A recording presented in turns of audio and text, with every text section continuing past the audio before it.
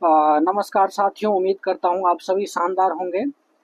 तो जैसे कि आपने थंबनेल देख लिया होगा कि थंबनेल के अंदर जो है आप देखे होंगे यूपीएससी के अंदर जो है यह डिस्कस करने की बात की जा रही है कि यूपीएससी 2 अटेम्प्ट्स देने की कोशिश कर रही है ना? मतलब अभी 6 अटेम्प्ट जनरल में है और उसके अकॉर्डिंग रिजर्वेशन है अदर अदर अदर कैटेगरी में।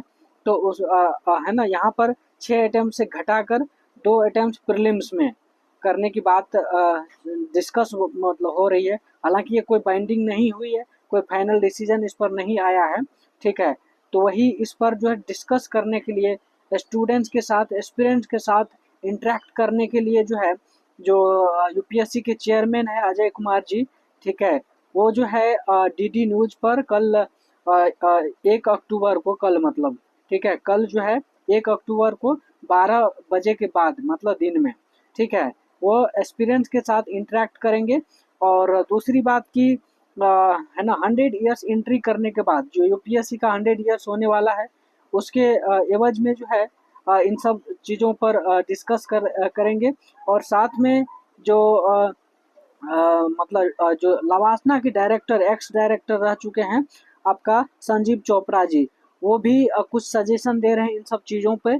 और क्या है सजेशन, पहले समझिए इन सब चीज़ों को। तो देखिए, अटेम्प्ट को लेकर, और दूसरी बात जो यूपीएससी के सेलेक्टेड कैंडिडेट्स होते हैं, जिनको कोई न कोई कैडर मिलता है, फिर कोई पोस्ट मिलता है, फिर जाके सेलिब्रिटी के तौर पर जो है अपना प्रमोशन करने की कोशिश करते हैं, तो उन सब तमाम बातों पर जो है डिस्कस उन्होंने सजेशन दे रहे हैं, ठीक है। तो देखिए, ये चीज़ है कि ये मैंने पहले ही बोल दिया है, इस पे कोई अभी ऑफिशियल नोटिस नहीं आया है, ठीक है, ना ही ये बाइंडिंग हुआ है अभी किसी तरह का, समझे। तो ये है कि मतलब एक उस पर डिस्कशंस करने की बात हो रही है, समझे। तो हम सभी एस्पिरेंट से आग्रह करेंगे, सभी एस्पिरेंट से रिक्वेस्ट करेंगे कि अगर आपको टाइम मिले तो कल जो है इंटरेक्ट कीजिएगा, समझे। हम भी करेंगे, बाकी सब लोग भी करिएगा, ठीक है।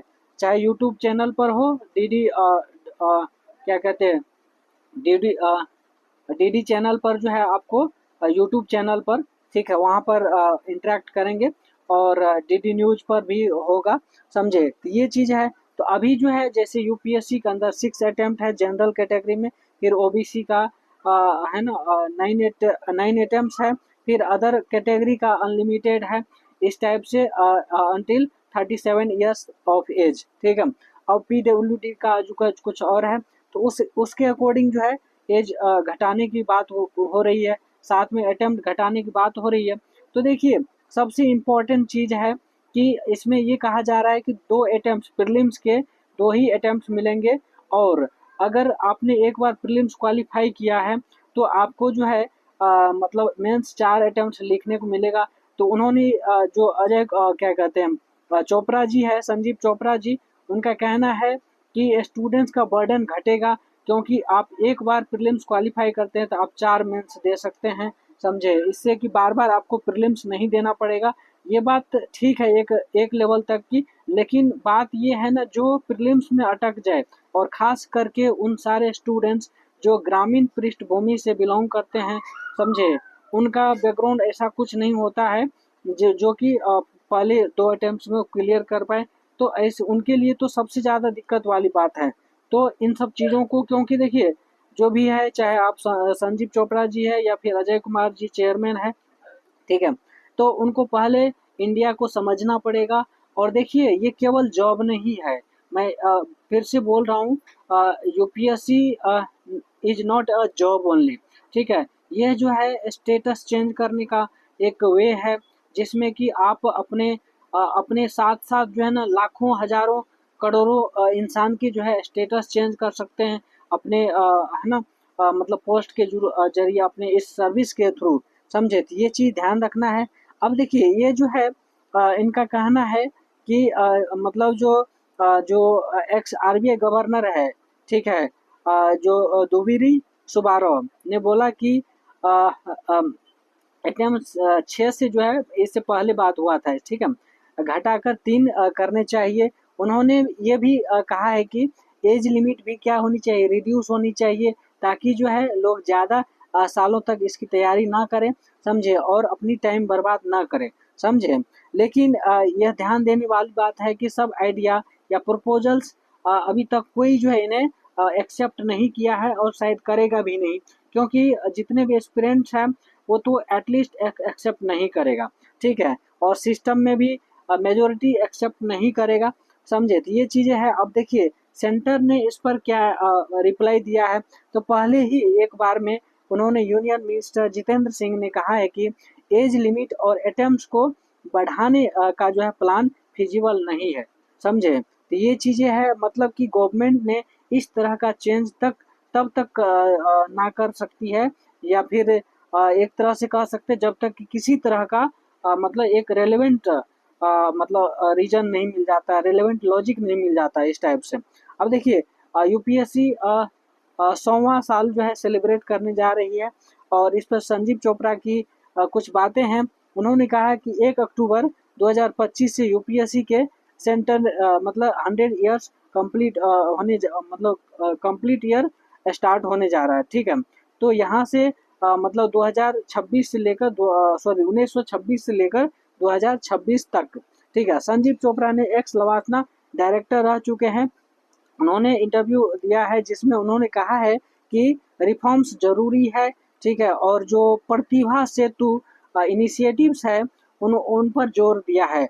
अब देखिए इस पर मैं भी कहना चाहूँगा कि प्रतिभा सेतु जिस तरीके से उनका मोटिव है, ठीक है, वो दरअसल नहीं हो रहा है, समझे। अब सोचिए इसमें क्या है, प्रतिभा सेतु में जो है कहा जा रहा है कि जो भी फाइनल लिस्ट में नहीं आ रहा है, या फिर इस टाइप से यूपीएससी अगर फाइनली क्लियर नहीं होता है, तो उन्हें जो है ना किसी तरह का जॉब या फिर इस टाइप से हेल्प होगी। तो आप समझिए यूपीएससी मेंस में लगभग लोग 12,000 से ऊपर यानी 15,000 के आसपास जो स्टूडेंट बैठते हैं, ठीक है, उनमें कितने को आपने नौकरी दिया है, समझ रहे हैं।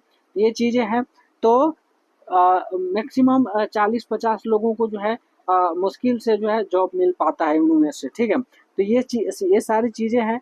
तो उन्होंने इसको इफेक्टिव बताया है, ठीक है। इफेक्टिव तब माना जाएगा जब यूपीएससी जितने भी मेंस लिखा है उनको एक सिक्योरिटी के तौर पर एक प्रॉपर नौकरी दिया जाए, ठीक है। ये चीज़ें हैं। उन्होंने कहा है कि एस्पिरेंट को अपना प्रोफेशनल स्टेबिलिटी बैकअप प्लान भी रखना चाहिए। फिर यूपीएससी ने नए चेयरमैन अजय कुमार हैं, ठीक है, 15 मई 2025 से वो चेयरमैन बने हुए हैं, ठीक है। अब 1 अक्टूबर 2025 को यूपीएससी चेयरमैन सीनियर लोग भी लाइव इंटरेक्शन करेंगे डीडी न्यूज पर, ठीक है, या यूट्यूब चैनल पर।